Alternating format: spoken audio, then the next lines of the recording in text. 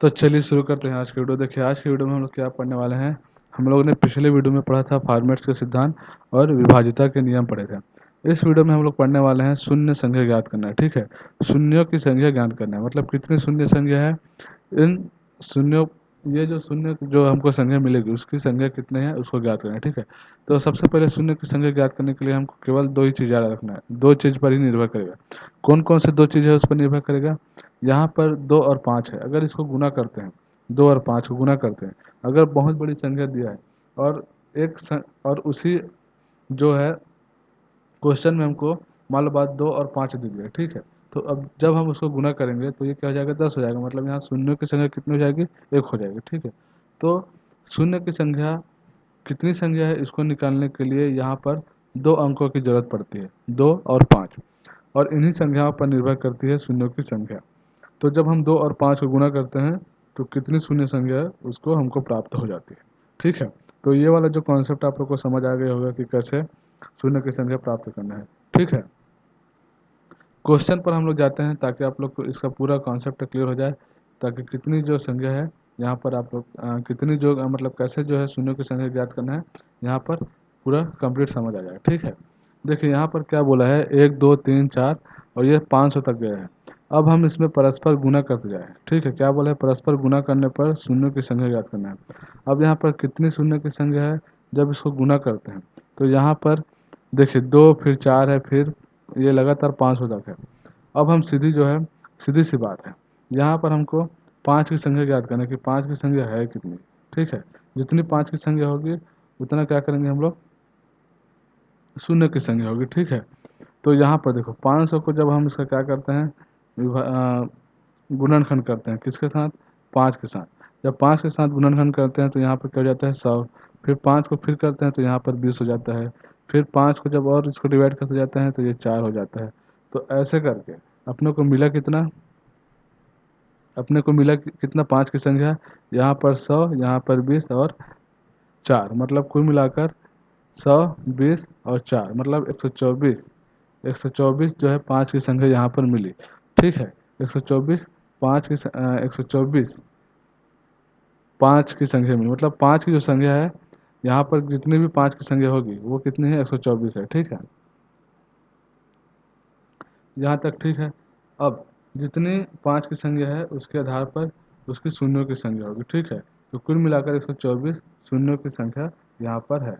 तो इस तरीके से हम लोग क्या कर सकते हैं, ज्ञात कर सकते हैं कि जब कोई संख्या को लगातार गुना करते जाते हैं तो शून्यों की संख्या क्या होगी।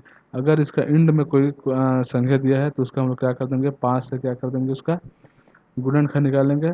और जितनी संख्या का गुणनखंड हुआ रहेगा, जैसे कि 100 के यहाँ गुणनखंड 100 का है, फिर 20 का है, फिर 4 का है। ठीक है, तो उसको क्या कर देंगे, जोड़ देंगे, तो उतना हमको शून्यों की संख्या मिल जाएगी। ठीक है,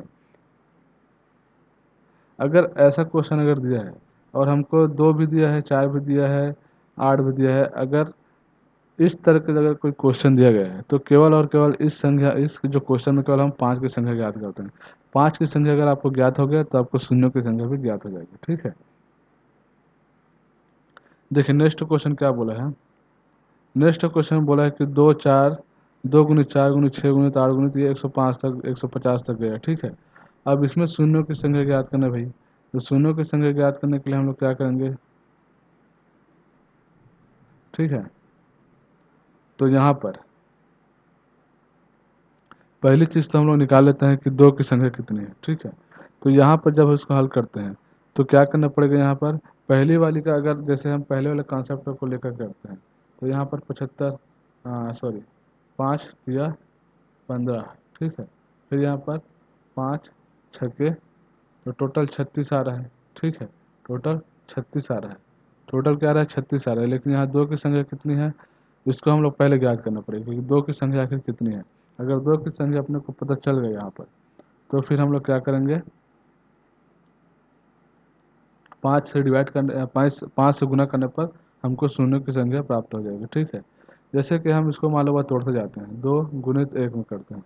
ठीक है, फिर 2 गुणित 2, फिर 2 गुणित 3, 2 गुणित 4, ऐसा करके 2 गुणित यहाँ पर कितना हो जाएगा, 75। तो यहाँ पर 2 का पावर, अगर हम लोग 2 का पावर, अगर हम लोग 2 का पावर 75 अगर हम लोग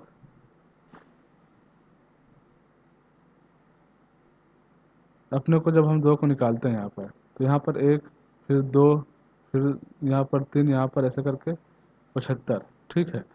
अब इस कंडीशन में क्या हो जाएगा, 75 का हम लोग क्या करते हैं यहाँ पर 5 से इसका डिवाइड करते हैं, तो 15 पंच 75, फिर 5 दिया 15, ये कंप्लीट जो है डिवाइड हो गया। अब हमको 2 की संख्या से गुना करेंगे, 2 की संख्या से जब हमको गुना करेंगे, इसको जब हम निकालने के बाद 5 की संख्या निकालने के बाद हम जब इसको 2 से गुना करेंगे, तो जितना हमको मिलेगा यहाँ पर, ठीक है। मतलब जितना हमको 5 की संख्या याद करेंगे, जितना 5 रहेगा उतना वो है 2 से गुना होगा, और 2 से जितना गुना होगा मतलब उतना शून्यों की संख्या है। समझ आ रहा है ये वाला? देखिए क्वेश्चन क्या बोला गया है, पहले वाले क्वेश्चन में अगर हमको क्या बोला गया है, 1 2 3 4 ऐसे करके पूरे 500 तक था, तो ये लगातार गुना होता जाएगा। पहले से हमको 2 दे दिया गया था, ठीक है, लेकिन यहाँ पर सम दिया गया है, तो इस कंडीशन में अलग होगा। पहले वाले में हम लोग सीधा 500 का सीधा गुणनखंड निकाल दिए, तो उसके बाद हमको 100 24 20 और 4 को जोड़ देंगे, तो 124 आ जाएगा 5 की संख्या। तो 124 5 की संख्या मतलब शून्यों की संख्या भी 5 124 होगी। अब इस कंडीशन में क्या करते हैं, हमको पहले दो दो की संख्या ज्ञात करना है। दो दो की संख्या ज्ञात करने पर हमको क्या मिलता है, 2 की संख्या को जब हम कॉमन निकालते हैं, फिर 1 गुनी 2 गुनी 3, यहाँ पर 75 आ गया। तो जब इस 75 का हमको कितनी 5 की संख्या जब हम इसको निकालते हैं, ठीक है, तो हमको कितना मिलता है, यहाँ पर 18 5 की संख्या है। अब यहाँ पर 18 5 की संख्या है, मतलब जब हम 18 5 की संख्या ज्ञात हो जाता है, तो जितने भी 2 रहेंगे वो जितने भी 5 रहेंगे, 18 5 है, तो ये 2 से गुना होता जाएगा, ठीक है। तो यहाँ पर 18 शून्यों की संख्या यहाँ पर ज्ञात हो जाती है, ठीक है। तो टोटल कितना शून्य है, यहाँ पर 18 शून्यों की संख्या ज्ञात हो जाती है। तो इस तरह के क्वेश्चन को हमको तोड़कर बनाना पड़ेगा, ठीक है।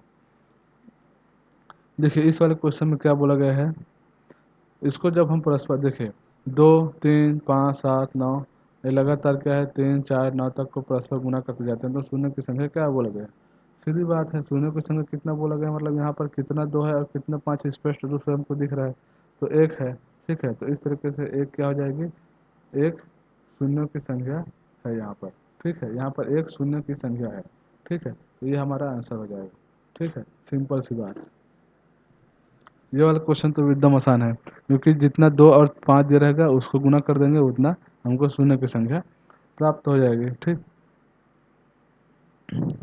अब यहाँ पर देखते हैं, इसमें इसमें जो है कितने शून्यों की संख्या है। जब इसको हम लोग जोड़ते हैं, 100, फिर 1000, ठीक है, क्या है 100, फिर 1000, फिर 100, तो यहाँ पर 0 1 1 1, ठीक है। क्या है यहाँ पर, अच्छे से जोड़ते हैं इसको, यहाँ पर क्या बोला है 10, फिर यहाँ पर 100 1000 बोला है, ठीक है, उसके बाद 100 बोला है। अब इसको जोड़ देंगे तो शून्य, यहाँ पर 1 हो जाएगा, यहाँ पर 1 हो जाएगा, यहाँ पर 1, 1110, मतलब यहाँ शून्यों की संख्या कितना है, 1 है। तो इस तरीके से यहाँ एक शून्यों की संख्या मिलेगी, ठीक है। तो ऐसे ही क्वेश्चन को हल करते जाना है, ठीक। देखते हैं नेक्स्ट क्वेश्चन क्या बोला है। यहाँ पर 1 की पावर 2, 2 का पावर 3, 3 का पावर 4, फिर 4 का पावर 5 है। ऐसा करके लास्ट हमको कितना है, 26 का पावर 27 है, ठीक है।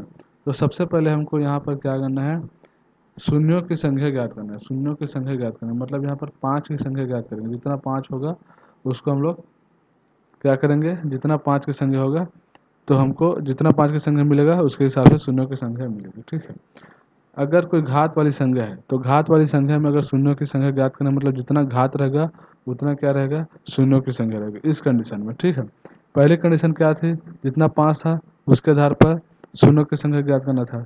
अब 5 के में कुछ घात लग गया, ठीक है, कुछ घात की संख्या लग गया, तो जितना घात रहेगा उसके आधार पर क्या रहेगा, शून्यों की संख्या रहेगी, शून्यों की संख्या रहेगी, ठीक है।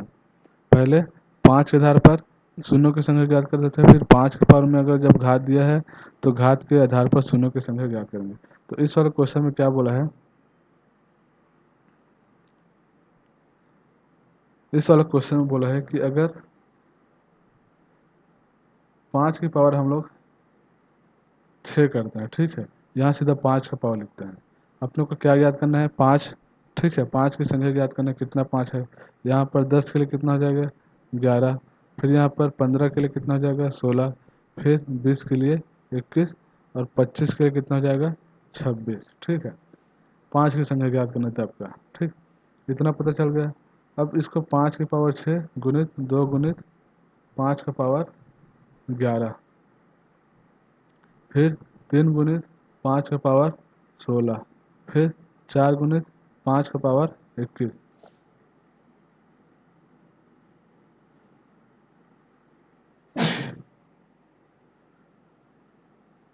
ठीक है, तो यहाँ पर क्या हो रहा है, अब देखो यहाँ पर जितनी 5 की संख्या है, ठीक है, जितना भी 5 की संख्या है उसको हम लोग क्या कर देंगे,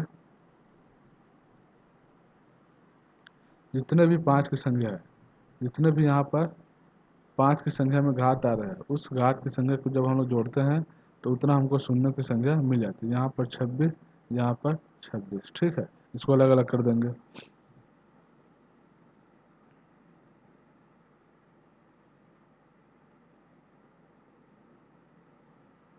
सॉरी, ये नहीं रहेगा ना।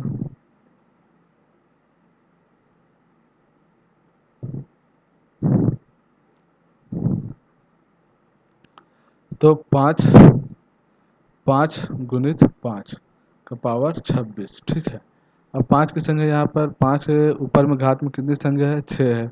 इसमें कितनी है, 11 है। इसमें कितनी है, 16 है। इसमें कितनी है, 21 है। ठीक है, इसमें कितनी है, 21। फिर उसके बाद 26, और एक 5 है 26 और एक 5 है 26। तो इसको पूरा जोड़ देंगे तो कितना जाएगा, 6 6 12, देख 13, 13 और 6 कितना हो जाएगा यहाँ पर, 19, 19 और कितना, एक 20 और 6 26 का 6। फिर यहाँ पर 2 यहाँ पर हासिल चल जाएगा। फिर 2 2 4 2 6 8 9, फिर 8 और 2 10। ठीक है, तो यहाँ पर टोटल 106 शून्यों की संख्या हमको प्राप्त होगी। ठीक है, तो इस तरह से हमको क्वेश्चन को हल करते जाना है। ठीक, ये वाला आपको समझ आ गया कि कैसे हल किए। पहले हम दो, अगर हमको नहीं पता है दो कितना है इसको नहीं पता, लेकिन 5 की संख्या अगर अपने को अगर ज्ञात करना है तो पहले हम लोग 5 की संख्या यहाँ पर उसको अलग अलग कर लेंगे। तो जितने उसकी घात की संख्या रहेगी उसको जोड़ देंगे, तो जितना घात की संख्या आ जाएगा वही उसका शून्य होगा। ठीक है, उतने शून्यों की संख्या होगी। ठीक, तो इस तरीके से हल कर सकते हैं अपन।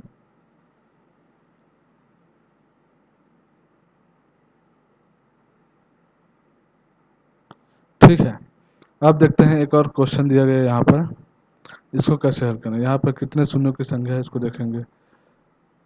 यहाँ पर जब हम इसको निकालते जाते हैं, सीधी सी बात है, जब इसको हम हल कर रहे हैं। ठीक है, कैसे हल कर रहे हैं इसको, 2 की पावर 312, सीधी सी बात। दो 2 का पावर 312 को जब हम निकालते हैं तो यहाँ पर कितना बच जाता है, 2 का पावर 2 माइनस 2 का पावर 1, फिर 2 का पावर 0। ठीक, फिर गुना कितना हो जाएगा, यहाँ पर 3 का पावर 232 को निकालते हैं तो यहाँ 3 का पावर 2। ठीक है, फिर माइनस 3 का पावर 1 माइनस 3 का पावर 0। ठीक है, अब यहाँ पर क्या हो जाएगा, ये 4, ये 2 और ये 1, तो ये कितना हो जाएगा, 1 हो जाएगा। यहाँ पर कितना हो जाएगा, 9, फिर 3 माइनस 1। ठीक है, तो ये कितना हो जाएगा, 5। ठीक, अब यहाँ 2 का पावर 312 गुणित 1 गुणित 3 का पावर 232 गुणित 5। तो यहाँ 5 की संख्या कितनी है, 1 है। तो यहाँ पर शून्यों की संख्या कितनी हो जाएगी, 1। तो ऐसे क्वेश्चन को हल करते जाना है। ठीक है, तो यहाँ पर 5 केवल 1 है, मतलब शून्यों की संख्या केवल कितनी हो जाएगी, 1 हो जाएगी। तो यही हमारा आंसर है। ठीक, अब देखते हैं नेक्स्ट क्वेश्चन क्या है। 120 में शून्यों की संख्या क्या हो जाएगी। 120 में शून्यों की संख्या मतलब ये फैक्टोरियल है। अब इसको अलग अलग करते जाएंगे, तो इसको अलग कैसे करेंगे, 120 को 1 गुणित 2 गुणित 3 गुणित 4 गुणित ऐसे करके 120 तक जाएगी। ठीक है, अब इस 120 को क्या करेंगे, यहाँ पर केवल दो एक ही है। ठीक है, तो 120 का सीधा हम लोग क्या कर देंगे, 5 से डिवाइड कर देंगे। जितनी संख्या आएगी उसका क्या हो जाएगा, शून्यों की संख्या। तो ये कितना हो जाएगा, 24 पंचे 120, 5 दूनी 10, फिर 2 बज गए, 4 पंचे 20। ठीक, तो 5 5 चौक 20। ठीक है, 5 चौक 20, 5 चौक कितना हो जाएगा, 20 हो जाएगा। ठीक है, फिर 4 बज जाएगा। ये कितने बार में जा रहा है, 5 चौक 20, मतलब 4 यहाँ पर रिमाइंडर है। ठीक है, तो केवल 4 24 और 4 बार में 5 की संख्या डिवाइड हो रही है। ठीक है, तो 24 प्लस 4 यहाँ पर 28, तो अर्थात क्या हो जाएगी, 28 जो है शून्यों की संख्या हो जाएगी। ठीक है, तो 120 में शून्यों की संख्या कितनी हो जाएगी? 28। तो इस तरीके से यहाँ पर हम लोग ने शून्यों की संख्या ज्ञात कर ली है कि कैसे शून्यों की संख्या ज्ञात करेंगे। 2 और 5 पर जब हम गुणनखंड करते हैं तो शून्यों की संख्या मिल जाती है। तो आई होप ये वीडियो आप लोग को समझ आया होगा। मिलते हैं नेक्स्ट टॉपिक में। जय हिंद।